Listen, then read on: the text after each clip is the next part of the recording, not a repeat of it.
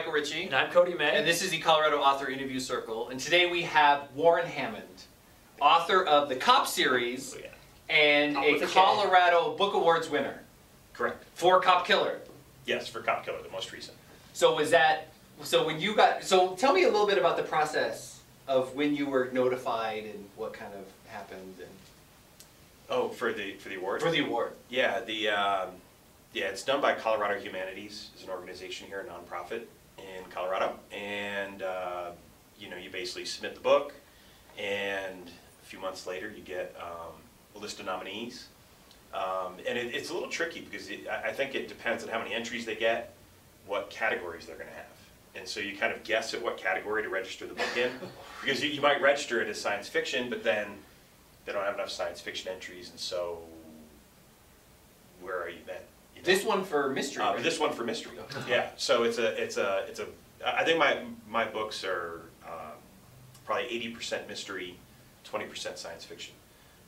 So it fits pretty well in the mystery genre, but of course, most mystery readers are very, you know, specific to contemporary settings or noir settings back in the 40s or 50s or something. So I was happy that it managed to win. I was a little worried about that. I thought mystery readers or mystery judges might not. So you knew you had been nominated. I did, a mystery, and then you're like mystery. pins and needles. Yeah. Did you wake up? Yeah. Were you able to sleep at night? 3 a.m. Will I win? Will I win? I did okay. If I win, I'll okay. believe in God. And if I lose, I'm moving to Lagos, Nigeria. Yeah, I was probably a little nervous the night before, but other than that, I wasn't. And then you won. Boom! You have a gold sticker. Boom, boom, boom. Yeah. So tell me, so you wrote, because we talked before, and you were in the idea of the first cop book. You were in Africa, right? I was in Africa. Yes. So not the premise of the plot, but the premise of the world that I was building came when I was in Africa. So I was in Botswana, but I was reading about the Congo, and I was reading about King Leopold's colonization of the Congo back when they used to call it the Belgian Congo. And what he had done, or what they had done, is they had kind of colonized the country, and they were pulling out all the rubber. Right. So it's one of the few places in the world where rubber trees grow naturally. And rubber was this was at the turn of the 1800s into the 1900s, and so rubber was becoming a big product. And they really, really ramped up the rubber production because what had happened was there were already plantations being planted with rubber trees, and it takes a while for those rubber trees to grow and to be able to harvest rubber. And so they basically had this 10 to 15 year window where the goal was to get as much rubber as they could out of there, and then abandon the place. And that's kind of what my world is kind of based on, is a place that was settled because of economic opportunity, but then the market for that product basically crashes once commercially once farm-grown rubber is available. Then there's no more market for natural rubber, and so of course my products and everything changed, and it's a different world. But that was the basic premise, was what happens to this world when it gets colonized. Everybody goes there for riches. And then, what does it look like 100 years later? After because it takes several light years to get there, so it's this yes. way it's far way out far of the place. The only thing that there was this brandy, right? Or it's brandy, right? Yeah, that's right. And then so suddenly it's the infrastructure crumbles. It's this tribalism. It's Africa, right? It's this kind of this this very troubled. Right. A lot of corruption, a lot of vice, and not a lot of hope, right? And I'm a big fan of Africa. Yeah.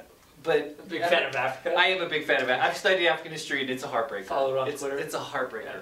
But so your character is this corrupt cop. Yes. Who would you say he has a heart of gold? Corrupt cop with a heart of gold, or a heart of like nickel? Yeah. Nickel is probably more like it. Like a sock full of dimes. Yeah, he's an interesting character. I think he's he used to be the chief of police's enforcer. Okay, so it's a corrupt police department, and so he was the one that would knock people off if necessary, that would beat people up if necessary, that would frame people, you know, if necessary. He was the one that kept everybody in order within the police department, because it's horribly corrupt. The first cop novel, all three cop novels, kind of take place a little later in his life, after that kind of phase of his life has passed. He was the enforcer. His chief has lost the chieftainship, actually. He's dead. And so his goal is to kind of get the police department back. But his goal is this time to do it right, because he realizes that although he and the chief took over the police department once, they just became part of the problem instead of being part of the solution. So he does have that little nugget of hope, and I think, I don't know if his hope is very realistic, but he's done so many bad things, he feels the need to pursue it. You know, he's kind of on a redemption quest, and as he's on the redemption quest, he kind of knows he's going to fail at redemption, but he's still wow. Striving. It's like a Johnny Cash character, man. That's awesome. Yeah, he just keeps striving, and that's who he is. You know, he's trying to do the right thing, but it doesn't always go well. And that spreads through cop, ex-cop, and cop killer. And yes. this is the final book in the trilogy. It is the final book in the trilogy for now. I might write more in the future, but for now it's on hold. Now it's on hold. Yep. So what was the kind of the biggest surprise? Because you had this world and you had kind of this noir kind of, you know, cop on the edge. What was kind of the biggest surprise writing the 3 books when you got to the end? There were no surprises. No surprises. I had everything planned. So are you a planner? Yeah, you know, I'm kind of a sketcher, and so what I've done with with all 3 of those books is I really like strong endings to stories, and so I always have the ending in mind with all 3 books. Yeah. And I kind of sketch the major events that occur during the books. So I don't know that there were a lot of, you know, I had the basic idea, but it wasn't a very detailed plot or a detailed outline that I started from. I'm getting ready to start a new book, and I'm going to try to outline that one in detail. Like full on. I'm going to try. Yeah, I have index cards. I have a bulletin board.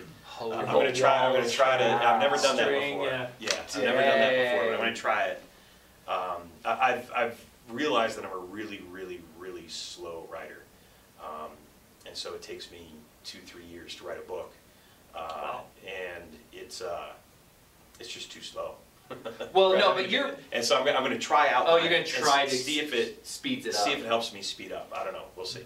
Because I mean, Publishers Weekly, right, said your prose was perfectly clean. Was that Publishers Weekly? Yeah, it was. It was a star review. So the quote was perfectly lean. Perfectly lean. Perfectly. And lean. it is. It is. Your writing is very good. That and the pastrami sandwich I just had was perfectly lean. Yeah. Oh my gosh. Well, so when you write, do you think of an audience, right? So when you sit down and you're plotting or you're writing, do you really consider your audience? You know, I kind of do, but I think for the most part, I write what I like to read.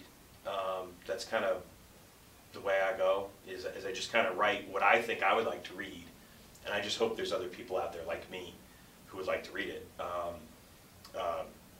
There aren't that many, evidently. Right? There aren't that many people like me, evidently. But you know, I've gotten some success, but you know, still waiting to hit that bestseller list. Well, you're with big traditional publishers, so that's some Tor. Success Yeah. No, I've had. I mean, a lot of honors. That's their Sci-Fi Reviews, 4-star. Boom, boom, boom. Kirkus Reviews, Denver Post. And I love the Denver Post where he said it'll be a shame if you don't find a bigger audience. I really think that's a great, because it really is true. Because I love your, I call it, you always say I shouldn't say this, so I shouldn't say it. We're going to edit this out, right? I always call it like third world science fiction. There's like this, because we've seen the science fiction where, you know, the aliens come to America, and we've seen all that, right? We've been there.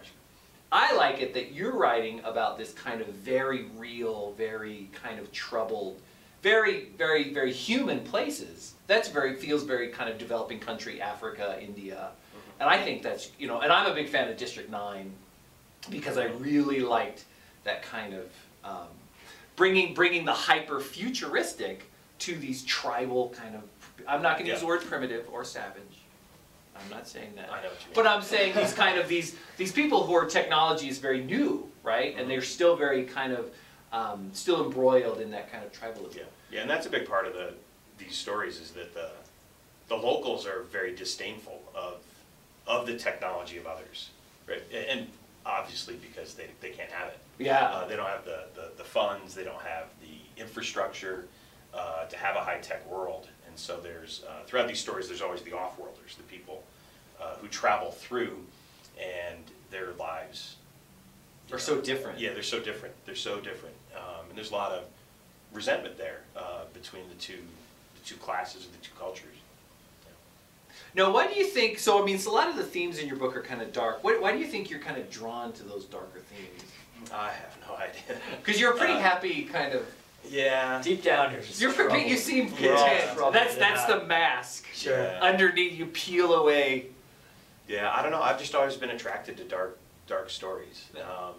You know, for me, you know, sometimes the darker you make things, I mean, one of the things I didn't think about this as I wrote it, but after writing it, I kind of analyzed, yeah, maybe This is the there's a big surprise. right, We're all you're coming looking for back there. around. Right, but I think that you know, there's my character, like I said, he has a little bit of hope, right? Just a little tiny bit, and there's not much of it, right? Because he's pretty cynical, but he's got a little bit of hope, and I think when you have such darkness surrounding it, it really shines bright. Mm-hmm. You know, it brings that out. Yeah. And so I kind of, you know, I think dark tales can have some real moments of beauty or moments of clarity, moments of you know, even more of, you can almost connect a little bit more emotionally with some of those little bright moments because you're surrounded by such darkness. Yeah. But I don't know why I write that way. What a That's great just kind of- answer. that's kind of, What a great answer. Well, you know, That's I've kinda always what saw it it kind of on the opposite side. The Great Gatsby, obviously written by Fitzgerald. On the surface, it's just such a bright and colorful story, but if you look at it, and the new movie portrayed it very well, it's a very dark story. yeah, under off all the glitz, Exactly, the glam, because it's is so this colorful and darkness. glamorous. Yeah. It's the exact same thing. It Right, it's emphasizes the darkness. reverse Yeah, of it, yeah. I love it. Wow. Well, anything you want to add?